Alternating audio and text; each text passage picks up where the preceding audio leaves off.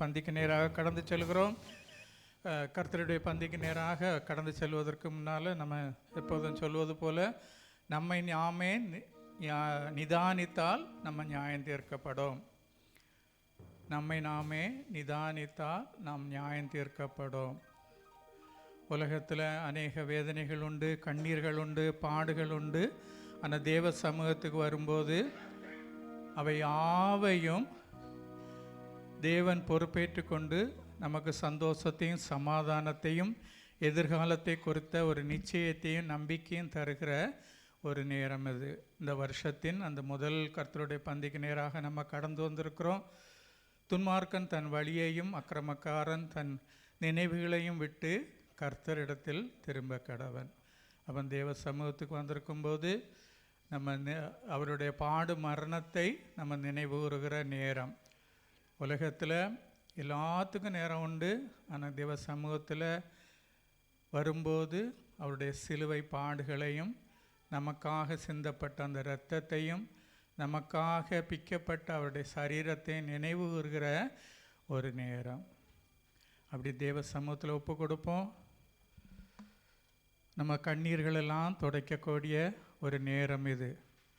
நம்ம துக்கத்தை சந்தோஷமாக மாற்றுகிற ஒரு நேரம் இது.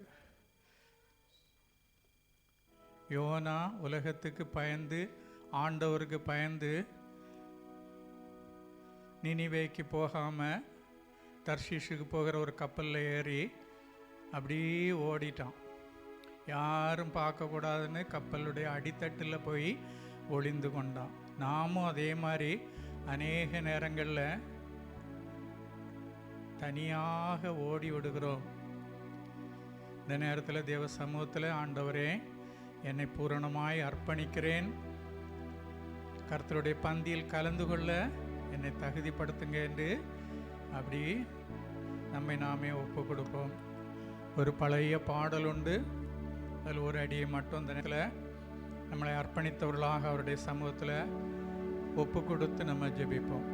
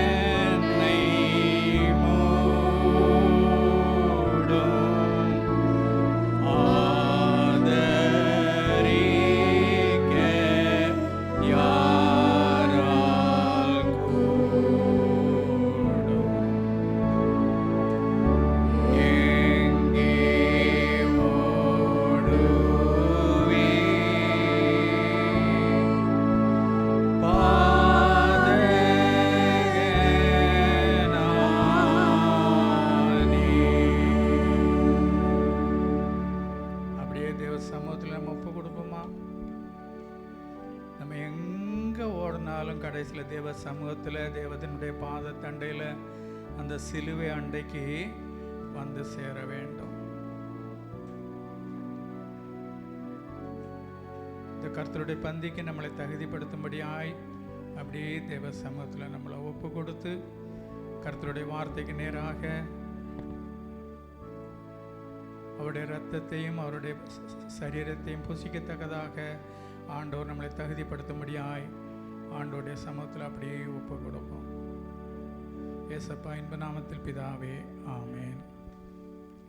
இந்த நாளிலும் சுருக்கமாய் நம்ம தியானிக்கும்படியாய் தெரிந்து கொண்ட வேத பாகம் 1 தெசலோனிக்கரின் புஸ்தகம் 5ஆம் அதிகாரம் 19வது வசனம்.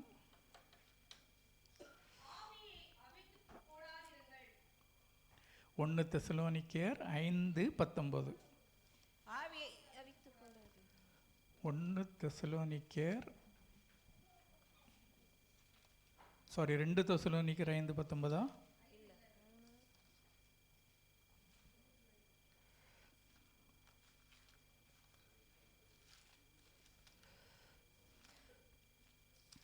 இந்த வசனம், தேவன் நம்மை கோபாக்கினைக்கு என்று நியமிக்காமல் நம்முடைய கர்த்தராகிய இயேசு கிறிஸ்துவின் மூலமாய் ரட்சிப்படைவதற்கென்று நியமித்தார்.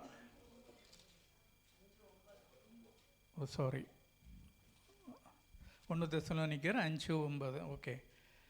தேவன் நம்மை கோபாக்கினைக்கென்று நியமிக்காமல் நம்முடைய கர்த்தராகிய இயேசு கிறிஸ்து மூலமாய் ரட்சிப்படைவதற்கென்று நியமித்தார். கர்த்தருடைய பந்திக்கு நம்ம வருவதற்கு முன்னால் நம்ம என்ன செய்ய வேண்டும்? அதற்கு நம்மளை தகுதிப்படுத்திக் கொள்ளும்படியாய் நம்ம தேவ சமூகத்தில் நம்ம ஒப்பு கொடுக்க வேண்டும். அப்போ நம்ம முற்பிதாக்கள் பரிசுத்தவான்கள் என்ன செய்கிறாங்கன்னா, அதை ஏபிசி என்று நம்ம எளிதில் புரிந்து கொள்வதற்காக வைத்திருக்கிறார்கள். ஏபிசி.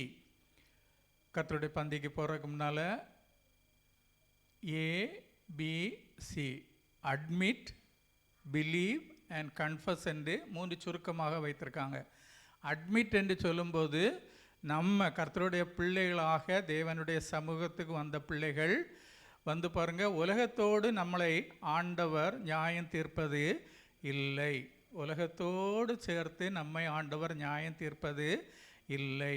ஆண்டவர் நம்மளை எதற்காக முன்குறித்திருக்கிறாரா? இன்றைக்கி தம்பிகள் சொல்லும்போது ஜெபத்துலேயும் அது சொன்னாங்க. உலக தோற்றத்துக்கு முன்னாலே இல்லையா, நம்ம தாயின் கருவில் நம்ம உருவாகும் முன்னாலே ஆண்டவர் என்ன செய்திருக்கிறார்? என்னை முன் குறித்திருக்கிறார். எரேமியாவை தீர்க்கதரிசியாக ஆண்டவர் தாயின் கருவில் உருவாகும் முன்னே தெரிந்து கொண்டது போல் நம்ம ஒவ்வொருவரையும், எனக்கு அன்பான கர்த்தருடைய பிள்ளைகளே, நம்ம ஒவ்வொருவரையும் ஆண்டவர் என்ன செய்திருக்கிறாரு? நம்ம தாயின் கருவில் நம்ம உருவாகும் முன்னே ஆண்டவர் நம்மளை முன்குறித்திருக்கிறார். முன்குறித்திருக்கிறது மாத்திரம் இல்லை, அந்த வசனம் தெளிவாக சொல்கிறது, தேவன் நம்மை கோபாக்கினைக்கென்று நியமிக்காமல் நம்முடைய கர்த்தராகிய இயேசு கிறிஸ்துவின் மூலமாய் ரட்சிப்படைவதற்கென்று நியமித்திருக்கிறார். அந்த வசனத்தை எல்லாரும் தயவுசெய்து ஒருக்க சொல்லுங்களேன். தேவன் நம்மை கோபாக்கினைக்கென்று நியமிக்காமல் நம்முடைய கர்த்தராகிய இயேசு கிறிஸ்து மூலமாய் ரட்சிப்படைவதற்கென்று நியமித்திருக்கிறார். சின்ன பிள்ளைகள் சொல்லிடுங்களேன் இங்கிலீஷில். God did not appoint us, சத்தமாக சொல்லுங்க, did not appoint us to suffer wrath but to receive salvation through our Lord Jesus Christ. எதனால நம் ஆண்டவர் நம்மளை கோபாக்கினைக்கென்று நியமிக்காமல் நம்முடைய கர்த்தராகிய இயேசு கிறிஸ்து மூலமாய் ரட்சிப்படைவதற்கென்று நியமித்திருக்கிறார்? இன்றைக்கி சொன்னது மாதிரி பாருங்கள், நம்ம வசனத்தில் ரொம்ப தெளிவாக சொல்லப்பட்டிருக்கிறது. எரேமியா 31:3, அநாதி சிநேகத்தால் உன்னை சிநேகித்தேன், ஆதலால் காருண்யத்தால் உன்னை இழுத்து கொள்கிறேன். அநாதி சிநேகத்தினால உன்னை சிநேகித்தேன், ஆதலால் காருண்யத்தால் உன்னை இழுத்து கொள்கிறேன். உலகத்தில் பாருங்கள், ஆயிரக்கணக்கான ஜனங்கள் பலவித அலுவல்கள் நிமித்தமும் ஒவ்வொரு இடங்களுக்கு போகும்போது ஒரு குறிப்பிட்ட கூட்ட ஜனத்தை நம்ம தாயின் கருவில் நம்ம உருவாகும் முன்னே நம்மை முன்குறித்து நம்மை ஆக்கினைக்குள்ளாக தீர்க்காமல் ரட்சிப்படைவதற்கென்று ஆண்டவர் ஏன் நியமித்திருக்கிறார்னா, அநாதி சிநேகத்தால் நம்ம தாயின் கருவால் உருவாகும் முன்னே அநாதி சிநேகத்தால் ஆண்டவர் நம்மை சிநேகித்ததுனால, காருண்யத்தினால அவர் அவருடைய சமூகத்தில் இழுத்து கொள்கிறாராம். அப்போ இந்த நாளில் நம்ம முதல்ல நான் சொன்னது, நம்ம என்ன செய்யணும்? அட்மிட் ஐ ஹேவ் சின். நம்ம அநேக நேரங்களில் அதை நம்ம ஒத்துக்கொள்வது இல்லை. ஈவன் கர்த்தருடைய பிள்ளைகள் கூட தேவ சமூகத்துக்கு வரும்போது நம்ம என்ன செய்கிறோம்? நான் குறை உள்ளவன், நான் தப்பு பண்ணினேன் என்று ஒத்துக்கொள்வதற்கு நமக்கு ஒரு தயக்கம் இருக்கிறது. நம்ம அநேக நேரங்களில் நம்ம என்ன நினைக்கிறோம்? நான் என்ன பெரிய தப்பு பண்ணிட்டேன்னு நம்ம நினைக்கிறேன். இல்லை, அவனை விட நான் என்ன பெரிய பாவியா, இல்லையா, அவளை விட நான் என்ன பெரிய தப்பு பண்ணிட்டேனா, அப்படி நம்ம மற்றவர்களுக்கு கூட நம்ம கம்பேர் பண்ணி நம்ம என்ன செய்கிறோம்? நம்மளே நீதிமானாக நினைத்து கொள்கிறோம்.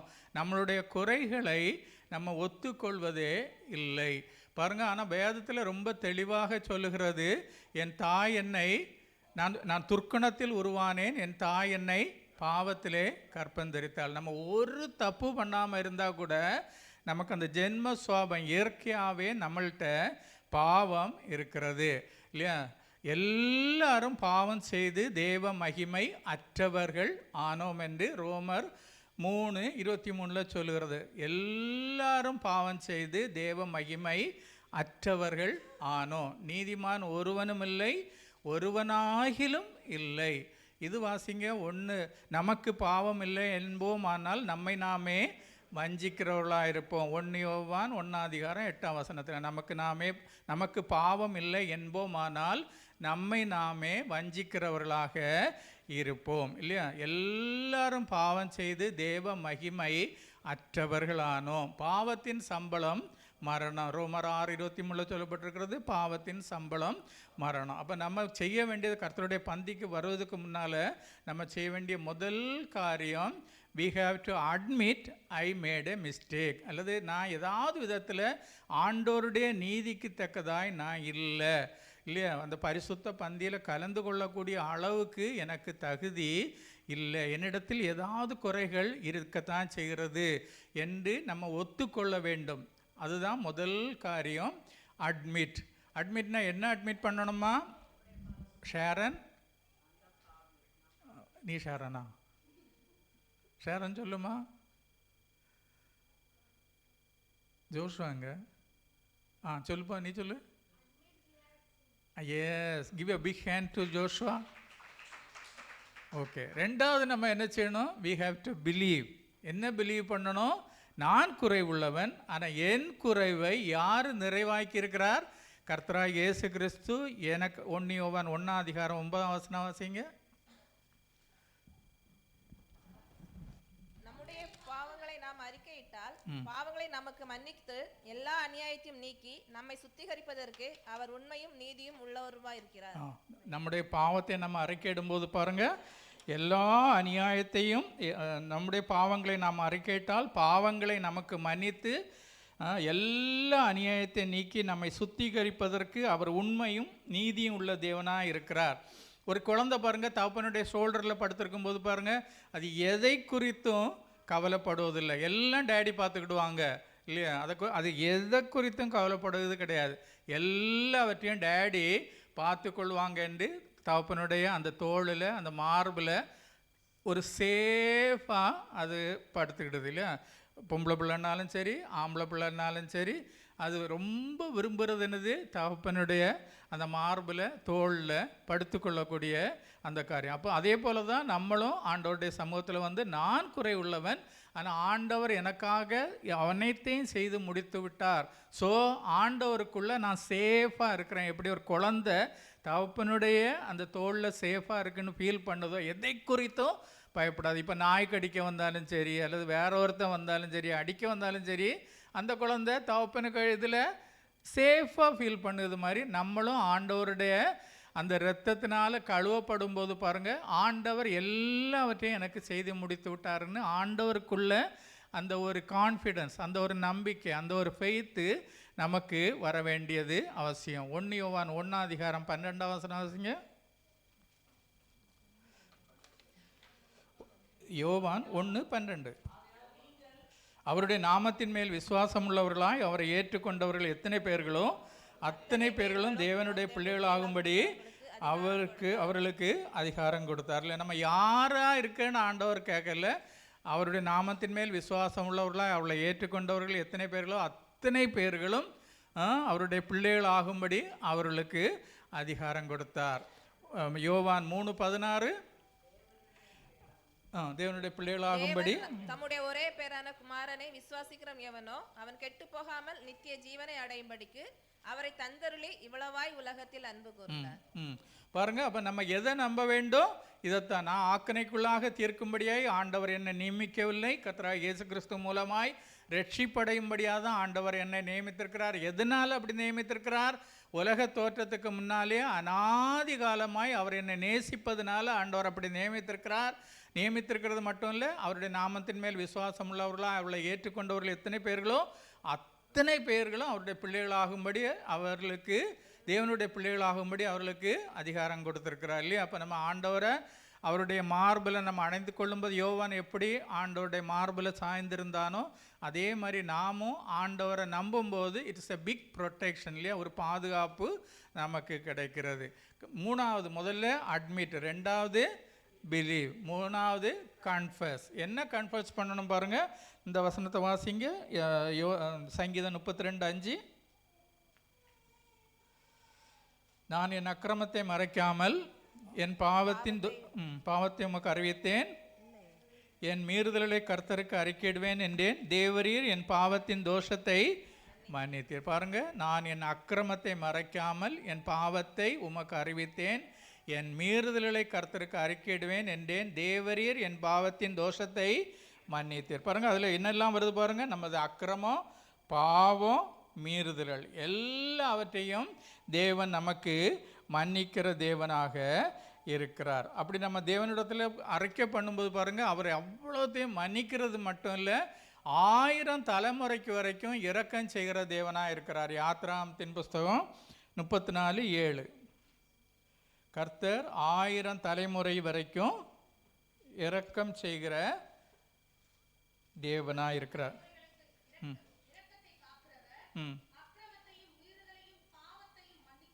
பாருங்க, அவர் நமக்கு அக்கிரமத்தையும் பாவத்தையும் மீறுதலையும் மன்னிக்கிறது மட்டும் இல்லை, 1000 தலைமுறை வரைக்கும் அவர் நமக்கு இரக்கம் பாராட்டுகிற தேவனாக இருக்கிறார் இல்லையா. அப்போ பாருங்க, நம்மளை அவர் ஆக்கணைக்குள்ளாக இல்லையா, நம்ம முதல்ல பார்த்தது தேவன் நம்மை கோபாக்கனைக்கென்று நியமிக்காமல் நம்முடைய கர்த்தராகிய இயேசு கிறிஸ்துவின் மூலமாய் ரட்சிப்படைவதற்கென்றே நியமித்திருக்கிற. கர்த்தருடைய பந்திக்கு வருவதற்கு முன்னால் நம்ம நினைக்க வேண்டிய முதல் காரியம் அதுதான் இல்லையா. நம்மளை கோபாக்கனைக்கென்று ஆண்டவர் நியமிக்கவில்லை, கர்த்தராகிய இயேசு கிறிஸ்துவின் மூலமாய் ரட்சிப்படைவதற்காகவே நியமித்திருக்கிறார். ஏன் அப்படி நம்மளை சூஸ் பண்ணியிருக்கிறாருன்னா பாருங்க, அநாதி ஸ்நேகத்தால் அவர் என்னை நேசித்ததுனால ஆண்டவர் அவ்வண்ணமாக நம்மளை முன்குறித்திருக்கிறார். ரெண்டாவது, நம்ம என்ன செய்யணும், என்னிடத்தில் குறை உண்டு என்று நம்ம முழுமையாக ஆண்டோடைய சமூகத்தில் ஒப்பு கொடுக்கணும். ஒருவேளை நம்ம பெரிய தப்புகள் ஒன்றும் செய்யாமல் இருக்கலாம் இல்லையா. நம்ம அநேக நேரங்களில் நம்ம என்ன செய்வோம், அவனை போல் நான் இல்லையே, அவனை போல் நான் என்ன பாவம் பண்ணியிருக்கேனா, அல்லது இவ்வளோ போல் நான் தப்பு பண்ணியிருக்கேனான்னு நம்ம மற்றவர்களுக்கு கூட கம்பேர் பண்ணுவோம்.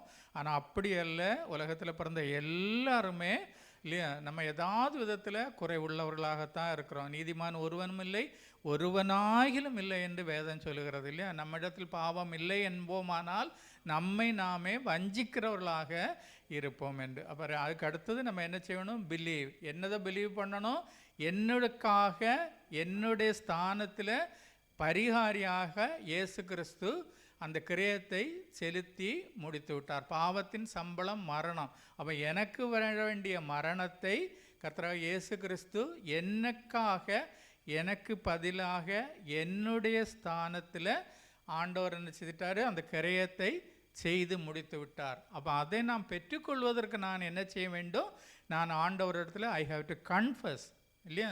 கன்ஃபஸ் பண்ணாமல் இருந்தாச்சுன்னா அந்த ஆசீர்வாதம் நமக்கு வராது இல்லையா. நம்ம அந்த சங்கீதத்தில் ரொம்ப தெளிவாக தாவீது சொல்கிறார் பார்த்தீங்களா, நான் என் அக்கிரமத்தை மறைக்காமல் என் பாவத்தை உமக்கு அறிவித்தேன், என் மீறுதல்களை கர்த்தருக்கு அறிக்கையிடுவேன் என்றேன், தேவரீர் என் பாவத்தின் தோஷத்தை மன்னித்தீர் இல்லையா. அப்படி நம்ம செய்யும்போது பாருங்கள், இப்படி நம்ம பெற்றுக்கொண்டோன்னா நம்ம பாவத்தை ஆண்டவர் மன்னிச்சனால நம்ம என்ன செய்யணும், அடுத்தவங்க பாவத்தை நம்ம மன்னிக்கணும். நம்ம இப்போ நம்ம பாவத்தை ஆண்டவர் மன்னிக்கும் போது அது 50% தான் வருது இல்லையா. ஆண்டவர்கிட்ட சாரி ஆண்டவரே என்னை மன்னிங்கன்னு சொல்லும்போது 50% வருது. அது 100% ஆனோன்னா நமக்கு விரோதமாக யாராவது பாவம் செய்திருந்தால் அவர்களை நம்ம மன்னிக்க வேண்டும் இல்லையா. அது கொஞ்சம் கஷ்டமான காரியம், அப்படிதானா இல்லையா. அதை ரொம்ப தெளிவாக அதை சொல்லுது பாருங்கள் இல்லை. இது உலகத்தில் யாரும் சொல்லி தர மாட்டாங்க. ஆனால் கர்த்தருடைய சபையில் நம்ம கர்த்தருடைய பந்திக்கு போகிறதுக்கு முன்னால் அதை நிச்சயமாக நமக்கு அந்த வசனத்தை வாசிக்கணும். கொலோசியர் 3:13, இன்னொருத்தர் எபேசியர் 4:32. ஒருவரை ஒருவர் தாங்கி ஒருவர் பேர் ஒருவருக்கு குறைபாடு உண்டானால் கிறிஸ்து உங்களுக்கு மன்னித்தது போல ஒருவருக்கொருவர் மன்னியுங்கள். கிறிஸ்து உங்களுக்கு மன்னித்தது போல நீங்களும் ஒருவருக்கொருவர் மன்னியுங்கள் இல்லையா. இன்னொன்று அந்த கொலோசியர் 3:13, ஒருவருக்கு ஒரு தயவாவும் மன உருக்கமாயும் இருந்து கிறிஸ்துவுக்குள் தேவன் உங்களுக்கு மன்னித்தது போல நீங்களும் ஒருவருக்கொருவர் மன்னியுங்கள். நம்மளும் ஒருவருக்கொருவர் மன்னியுங்கள். அப்போ தான் அந்த மன்னிப்பு பூரணப்பட்டதாக காணப்படும். இப்போ சொல்லுங்கம்மா, மூணு காரியங்கள் என்னெல்லாம் நம்ம பார்த்தோம். we have to admit, then we have to believe, finally we have to confess. நம்ம கன்ஃபஸ் பண்ணி அந்த ஆண்டவர்கிட்ட பாவ மன்னிப்பை பெற்றுக்கொண்டு நமக்கு விரோதமாய் யாருக்காவது குறைபாடு உண்டானால் அவர்களை நம்ம கண்டிப்பாக மன்னித்தே ஆக வேண்டும். அப்போ தான் அது என்ன செய்யும்? அந்த கர்த்தருடைய பந்திக்கு வருவதற்கு நம்மை தகுதிப்படுத்துவதாக காணப்படுது. அதனால தான் நம்ம இவ்வண்ணமாக பாடுகிறோம், பாவ மன்னிப்பின் நிச்சயத்தை பெற்றுக்கொள்ள வேண்டும்.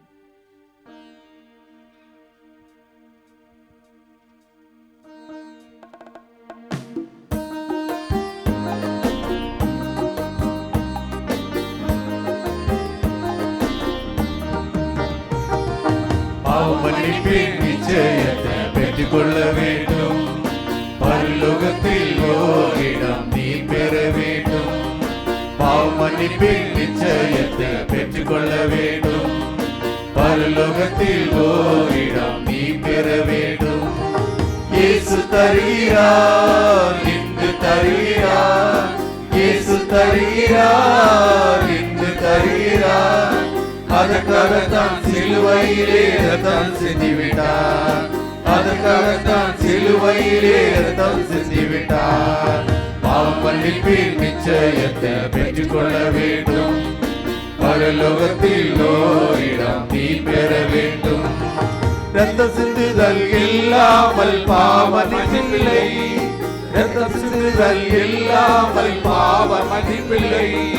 இயேசு ராஜா நாமம் இல்லாமல் ரட்சிப்பும் இல்லை. இயேசு ராஜா நாமம் இல்லாமல் ரட்சிப்பும் இல்லை. பாவ மன்னிப்பின் நிச்சயத்தை பெற்றுக்கொள்ள வேண்டும். பரலோகத்தில் ஓரிடம் நீ பெற வேண்டும்.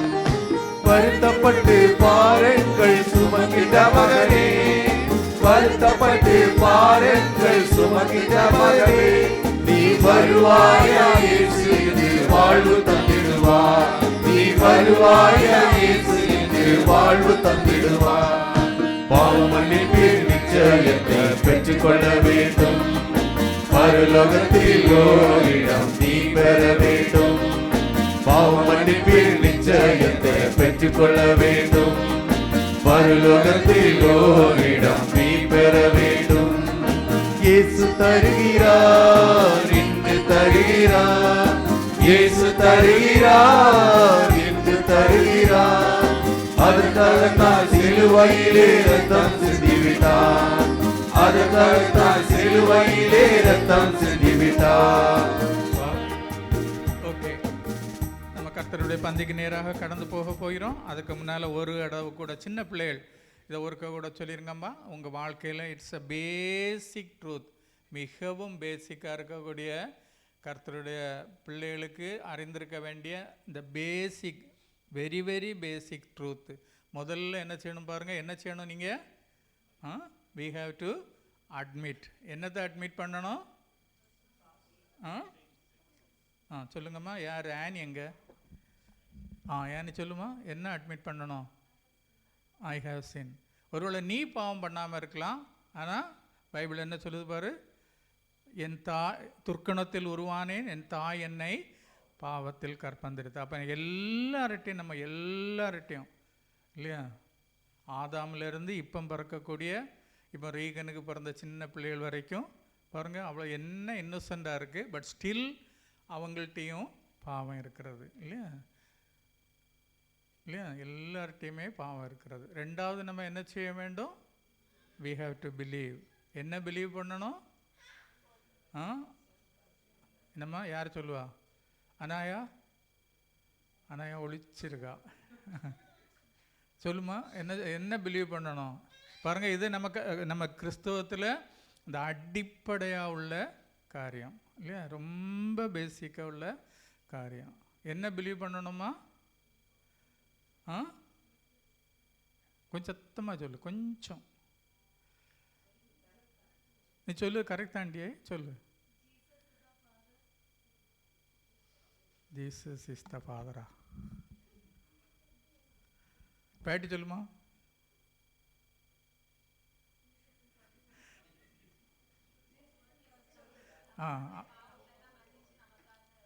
இல்லை, என்னுடைய இடத்துல ஐசின். அப்போ என்னுடைய பாவத்துக்கு தண்டனை என்னது? நான் பாவம் செய்ததுனால எனக்கு மரணம். நம்ம அதை ரொம்ப ஈஸியாக எடுத்துகிட்டு போயிடுறோம். நான் செய்த தப்பிதத்துக்கு பாவத்தின் சம்பளம் மரணம்னு ரொம்ப தெளிவாக சொல்லியிருக்கு இல்லையா. அப்போ நம்ம எனக்கு ஐ ஹாவ் டு டை. இல்லையா? நான் மரிக்கணும். ஆனால் பட் ஆண்டவர் என்ன செய்கிறாரு? He died in my place.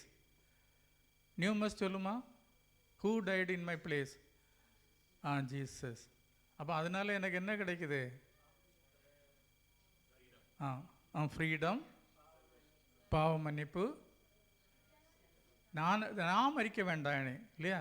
ஆண்டவர் இயேசுசாமி எனக்காக மரித்தனால நான் அந்த தண்டனை எனக்கு கிடையாது இல்லையா? இது எப்படி நமக்கு கிடைக்குது?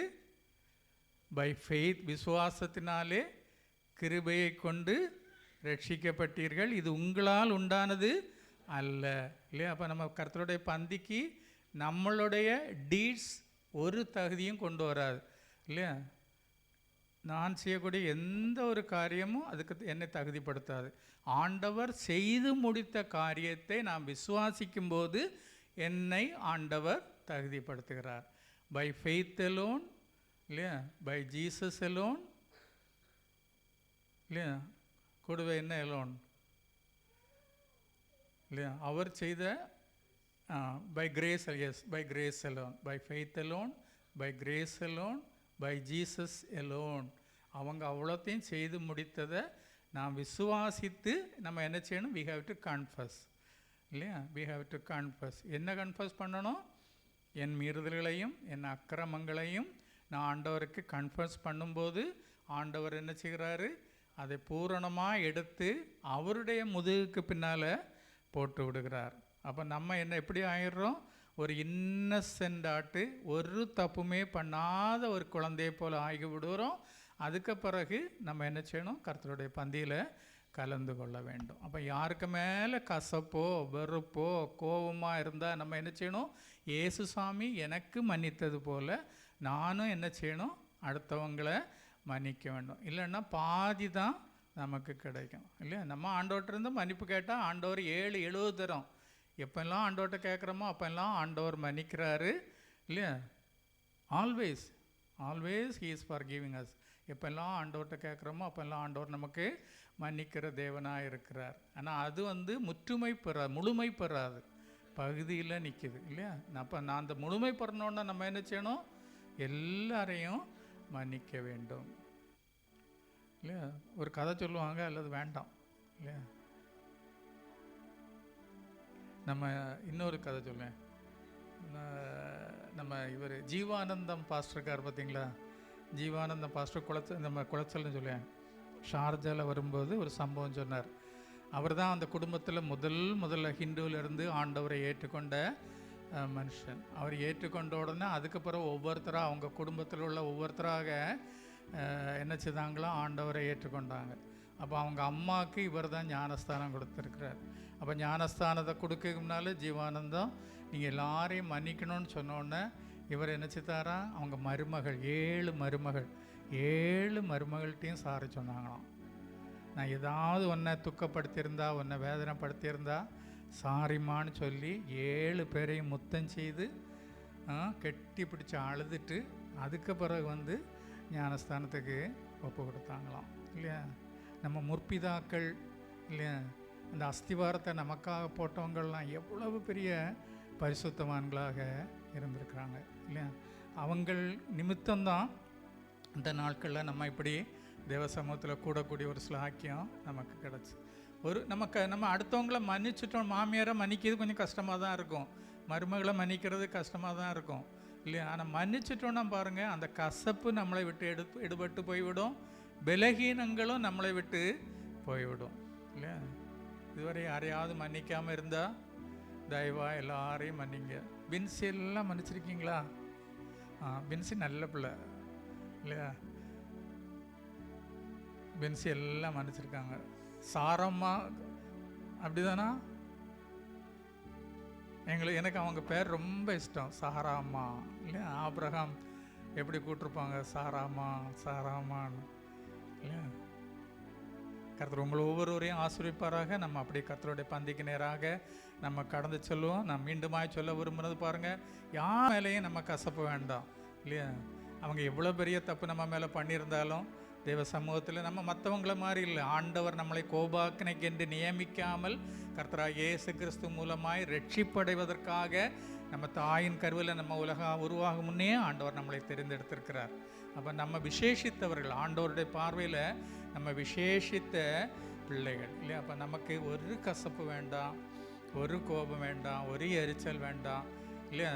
நமக்கு ஏதாவது இப்படி இருந்தாலும் தேவ சமூகத்துக்கு வரும்போது, ஆண்டவரே சாரி அப்பா, என்னை மன்னித்து கொள்ளுங்க, திருத்தத்தினால் என்னை கழுவி இந்த பரிசுத்த பந்தியில் கலந்து கொள்ள என்னை தகுதிப்படுத்துங்க என்று சொல்லி நம்ம தேவ சமூகத்தில் கலந்து கொள்ளும்படியாய், உங்களை ஒப்பு கொடுக்கும்படியாய் தாழ்மையாய் கேட்டுக்கொள்கிறேன். நம்ம அப்படி ஒரு பாடலை பாடும்போது அந்த பாடலின் ஒரு அடி பாடுமா பாடிட்டு அந்த கர்த்தருடைய பந்திக்கு நேராக கடந்து செல்லலாம். கொயர் பாடும்போது சின்ன பிள்ளைங்க ஹெல்ப் பண்ணுங்கம்மா.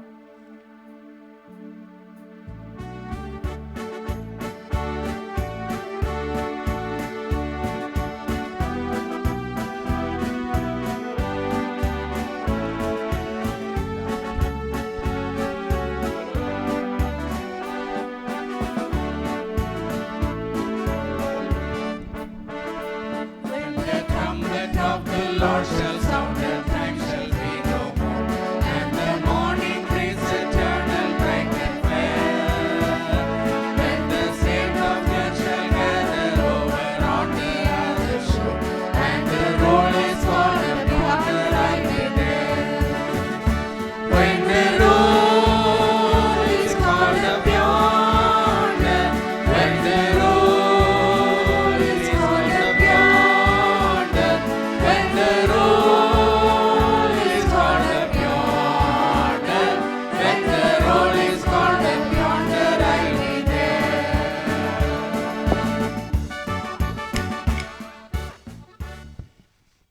எனக்கு அன்பான கர்த்தருடைய பிள்ளைகளே, நம்ம இந்த உலகத்தில் நமக்கு ஆண்டவர் தந்த நாட்கள் ஒருவேளை 80, 90, 100 இருக்கும். இப்போ நம்ம எல்லாரும் ஒரு நாள் அந்த ஆட்டுக்குட்டியானவருடைய சிங்காசனத்துக்கு முன்னால் போய் நிற்கணும். நிற்கும்போது அங்கே இந்த பேர் விழிக்கும் காலம், அந்த பெயர்கள் கூப்பிடும்போது நம்ம பேரை கூப்பிட்டாதான், அந்த ஆட்டுக்குட்டியானவருடைய ஜீவ புஸ்தகத்தில் நம்ம பேர் இருந்தால் தான் நம்ம போக முடியும். நம்ம கர்த்தருடைய பந்தியில் துணிகரமாக நம்ம கலந்து கொள்ளவே கூடாது இல்லையா? அப்போ தேவ சமூகத்தில் வந்திருக்கக்கூடிய கர்த்தருடைய பந்திக்கு போகிறதுக்கு முன்னால் நம்ம என்ன செய்ய வேண்டும்? நம்ம பாவங்களை நம்ம வலது புறமோ இடது புறமோ பார்க்க வேண்டாம். அவள் அப்படி இவன் இப்படி ஒன்றும் பார்க்காம நான் எப்படி என்று நம்மை நாமே நிதானித்தால் நம்ம நியாயம் தீர்க்க படும் இல்லையா? நம்ம பேர் அந்த ஆட்டுக்குட்டி ஆஸ்தவரின் ஜீவ புஸ்தகத்தில் போக வேண்டும். ஒரு நாள் பேர் விழிக்கும் காலம் உண்டு இல்லையா? ஒவ்வொருத்தருடைய பேராக கூப்பிடுவாங்க ஆண்டவர். அப்போ அந்த பேர் அங்கே இருந்தால் தான் நமக்கு அந்த பரலோகத்துக்குள்ளே போக முடியும். ஆட்டுக்குட்டியானுடைய ரத்தத்தினால நம்ம கழுவப்பட்டிருந்தால் தான் அந்த ஆட்டுக்குட்டியானவருடைய ஜீவ புஸ்தகத்தில் நம்ம பேர் எழுதப்படும் இல்லையா? அதை உணர்ந்தவர்களாக அந்த நாளில் கர்த்தருடைய பந்திக்கு நேராக கடந்து செல்வோம். நான் உங்களுக்கு ஒப்புவித்ததை கர்த்தரிடத்தில் பெற்றுக்கொண்டேன். என்னவெனில், கர்த்தராகிய இயேசு தாம் காட்டி கொடுக்கப்பட்ட அன்று ராத்திரியிலே அப்பத்தை எடுத்து ஸ்தோத்திரம் பண்ணி அதை பிட்டு, நீங்கள் வாங்கி புசியுங்கள், இது உங்களுக்காக பிக்கப்படுகிற என்னுடைய சரீரமாயிருக்கிறது, என்னை நினைவு கூறும்படி இதை செய்யுங்கள் என்றார். போஜனபானம் பண்ணின பின்பு அவர் அந்தபடியே பாத்திரத்தையும் எடுத்து, இந்த பாத்திரம் என் இரத்தத்தினாலாகிய புதிய உடன்படிக்கையாயிருக்கிறது, நீங்கள் இதை பானம் பண்ணும்போதெல்லாம் என்னை நினைவு கூறும்படி இதை செய்யுங்கள் என்றார். ஆகையால் நீங்கள் இந்த அப்பத்தை புசித்து இந்த பாத்திரத்தில் பானம் பண்ணும்போதெல்லாம் கர்த்தர் வருமளவும் அவருடைய மரணத்தை தெரிவிக்கிறீர்கள். இப்படி இருக்க எவன் அபாத்திரமாய் கர்த்தருடைய அப்பத்தை புசித்து அவருடைய பாத்திரத்தில் பானம் பண்ணுகிறானோ அவன் கர்த்தருடைய சரீரத்தையும் இரத்தத்தையும் குறித்து குற்றம் உள்ளவனாயிருப்பான். எந்த மனுஷனும் தன்னைத்தானே சோதித்தறிந்து இந்த அப்பத்திலே புசித்து இந்த பாத்திரத்திலே பானம் பண்ண கடவன்.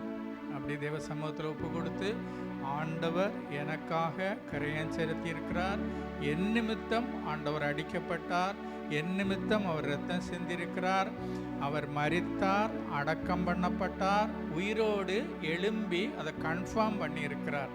இந்த விசுவாசத்தோடு இதில் கலந்து கொள்ளும்படி தாழ்மையாக கேட்டுக்கொள்கிறேன். கொயர் இந்த பாடலை பாடும்போது திருச்சபை மக்கள் ஒருத்தராய் வந்து கர்த்தருடைய பந்தியிலே கலந்து கொள்ளுங்கள்.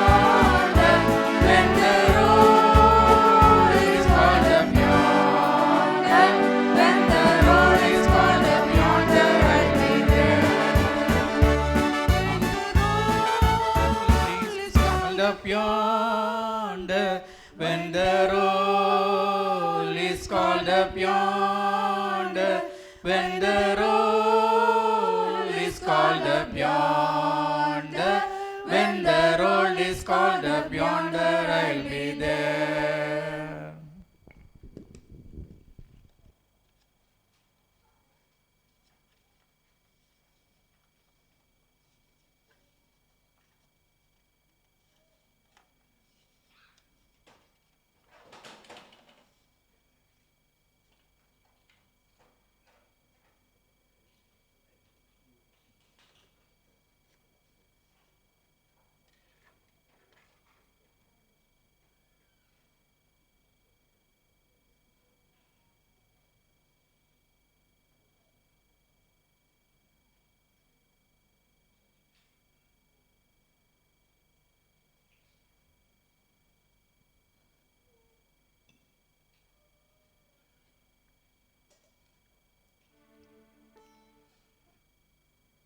அப்படி தேவசமத்தில் எழுப்பி நின்று அந்திய கால அபிஷேகம் அந்த பாடலை பாடி இந்த நாளின் ஆராதனை நம்ம நிறைவு பண்ணலாம்.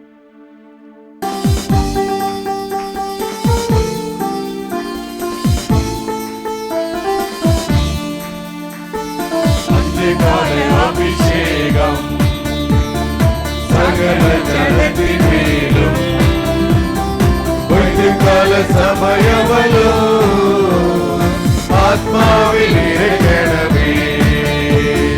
அந்தியகால அபிஷேகம் சகல ஜனத்தின் மேலும் கொஞ்ச கால சமயமலோ ஆத்மாவில் இறங்கணமே.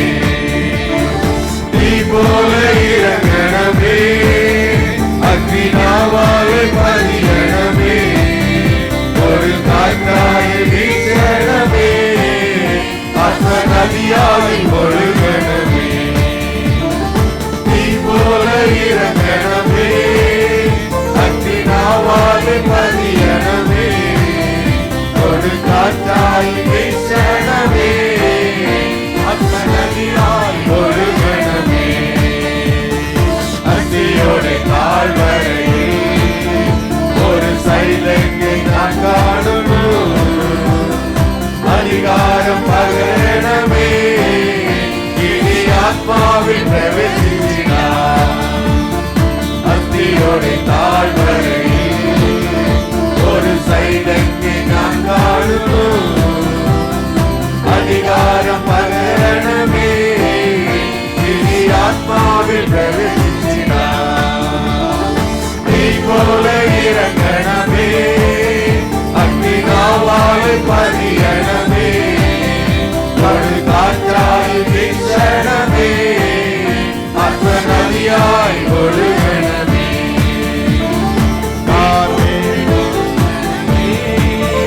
அக்னிநாவாக பதியணமே, ஒரு காற்றாய் வீசணமே, ஆத்ம நதியாய் ஒழுகணமே. கார்மேல் பிரார்த்தனையில் ஒரு கைமேகம் நான் காணுவோம், ஆகாவு விளைச்ச போலே அக்னி மழையாய் பொய்யணமே. கார்மேல் பிரார்த்தனையில் ஒரு கைமேகம் நான் காணுவோம், ஆகாவு விளைச்ச போலே அக்னி மழையாய் பெய்யணமே.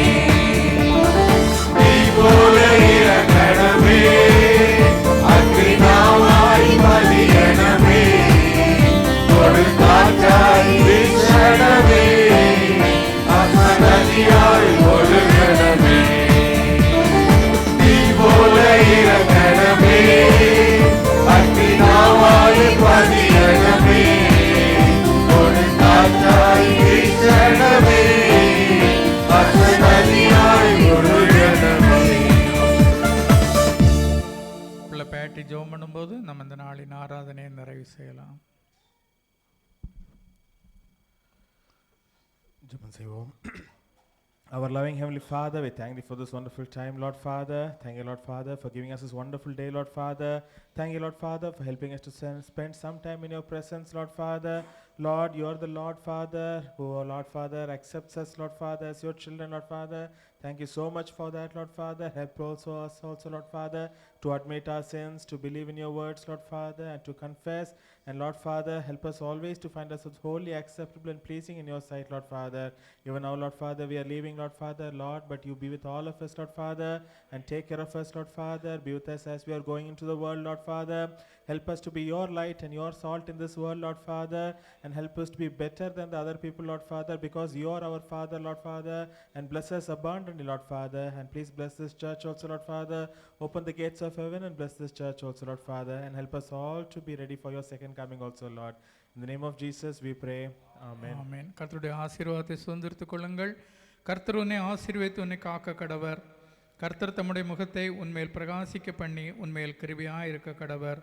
கர்த்தர் தம்முடைய முகத்தை உன்மேல் பிரசன்னமாக்கி உனக்கு சமாதானம் கட்டளையிட கடவர்.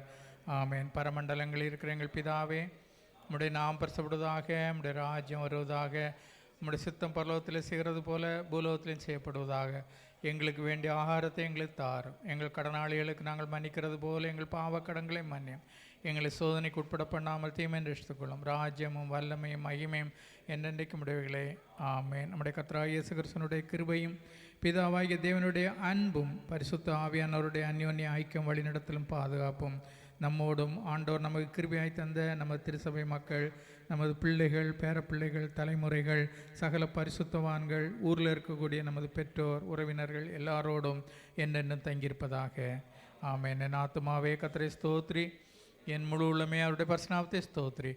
என் ஆத்துமாவே கர்த்தரை ஸ்தோத்ரி, கர்த்தர் செய்த சகல பொருளை மறவாதே. ஆமேன். ஆமேன். சமாதானத்தோடு போய் வாருங்கள். கர்த்தர் தாமே உங்கள் ஒவ்வொருவரையும் நிறைவாய் சம்பூர்ணமாய் ஆசீர்வதிப்பாராக. நெக்ஸ்ட் வீக் நமக்கு ப்ரேயர் வீக். நீங்கள் தயவு செய்து ஜெபத்துக்கு